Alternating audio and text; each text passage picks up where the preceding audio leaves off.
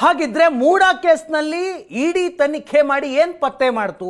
ಸಿದ್ದರಾಮಯ್ಯನವರ ವಿರುದ್ಧ ಸಾಕ್ಷ್ಯ ಇದೆ ಅಂತ ಇಡಿ ಹೇಳ್ತಿದೆ. ಹಾಗಿದ್ರೆ ಮೂಡಾ ತನಿಖೆಯಲ್ಲಿ ಇಡಿ ಪತ್ತೆ ಮಾಡಿದ್ದೇನು?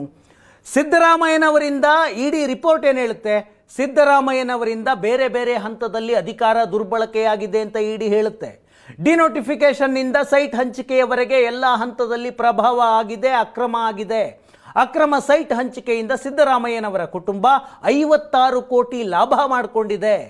ರಾಜಕೀಯ ಪ್ರಭಾವದಿಂದ ಪ್ರತಿಷ್ಠಿತ ಬಡಾವಣೆಯಲ್ಲಿ ಬದಲಿ ಸೈಟನ್ನು ಸಿಎಂ ಪತ್ನಿ ಪಾರ್ವತಿ ಪಡೆದುಕೊಂಡಿದ್ದಾರೆ.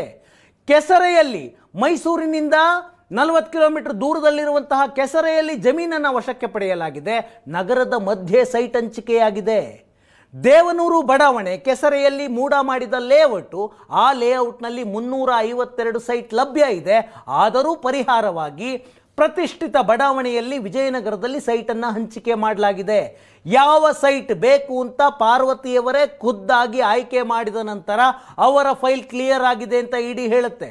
ಮೂಡಾ ಅಧಿಕಾರಿಗಳ ಮೇಲೆ ರಾಜಕೀಯ ಪ್ರಭಾವ ಬೀರಿ ಬದಲಿ ಸೈಟ್ ಪಡೆಯಲಾಗಿದೆ ಅಂತ ಇಡಿ ಇನ್ವೆಸ್ಟಿಗೇಷನ್ ಹೇಳುತ್ತೆ.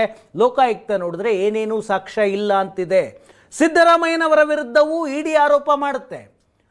1997ರಲ್ಲಿ ಕೆಸರೆಯ ಭೂಮಿ ಡಿನೋಟಿಫಿಕೇಶನ್ ಆದಾಗ ಸಿದ್ದರಾಮಯ್ಯನವರು DCM ಆಗಿದ್ರು. ಅವರು ಪ್ರಭಾವ ಬೀರಿದ್ದಾರೆ.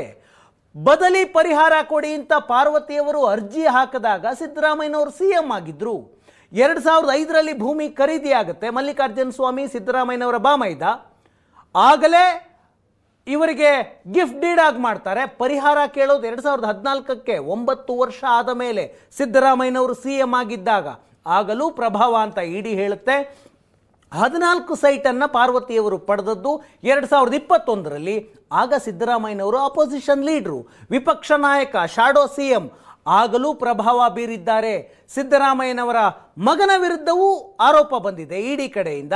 ಸೈಟ್ ಹಂಚಿಕೆ ನಿರ್ಧಾರದ ಸಭೆಯಲ್ಲಿ ಅವತ್ತಿನ ಶಾಸಕರಾಗಿದ್ದ ಯತೀಂದ್ರ ಭಾಗಿಯಾಗಿದ್ರು. ಆ ಸಭೆಯಲ್ಲಿ, ಮೂಡಾದ ಸಭೆಯಲ್ಲಿ ಅಂತ ಇಡಿ ಈ ರೀತಿ ಆರೋಪ ಮಾಡ್ತಾ ಇದ್ರೆ ಲೋಕಾಯುಕ್ತ ಏನೂ ಸಾಕ್ಷ್ಯ ಇಲ್ಲ ಅಂತ ರಿಪೋರ್ಟ್ ಮಾಡಿದೆ.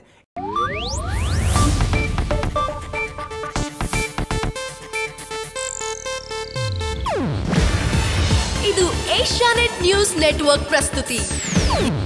ನೀವು ನೋಡ್ತಿದ್ದೀರಾ ಏಷ್ಯಾನೆಟ್ ಸುವರ್ಣ ನ್ಯೂಸ್.